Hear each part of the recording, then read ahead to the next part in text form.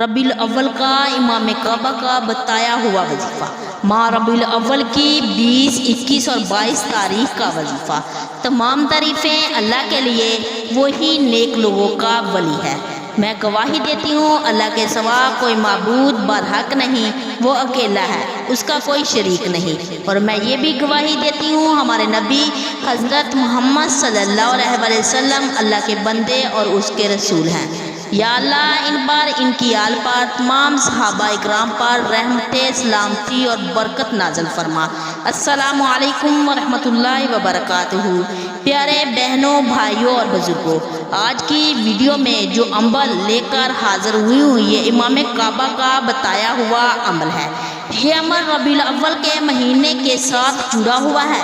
آپ کی زندگی میں پریشانیاں اور مصیبتیں ختم ہو جائیں گی، آپ کے گھر کی تنگی ختم ہو جائے گی، تو آپ اس عمل کو کریں۔ ماہ ربیع الاول میں آپ نے چلتے پھرتے یہ عمل پڑھنا ہے۔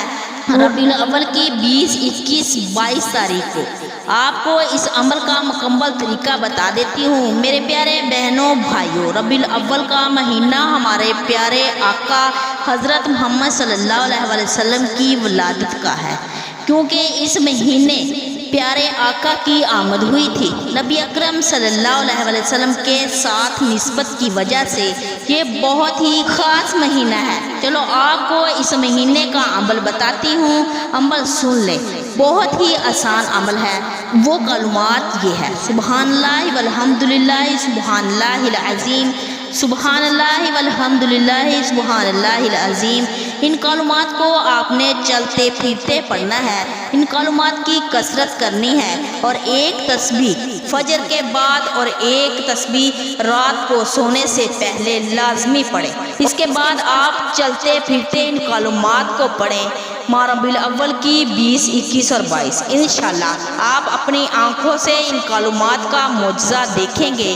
آپ کی ساری پریشانیوں کو اللہ پاک ختم فرما دیں گے۔ یہ کلمات بہت ہی فضیلت والا ہے۔ حضور صلی اللہ علیہ وسلم نے فرمایا، جس نے ان کلمات کو دن میں 100 مرتبہ پڑھ لیا، اللہ تعالیٰ اس کے تمام گناہ معاف فرما دے گا، چاہے سمندر کی جھاگ کے برابر کیوں نہ ہو۔ مزید ایسی معلوماتی ویڈیو کے لیے ہمارے چینل کو سبسکرائب کریں اور ویڈیو کو زیادہ سے زیادہ شیئر بھی کریں۔ جزاک اللہ خیرا۔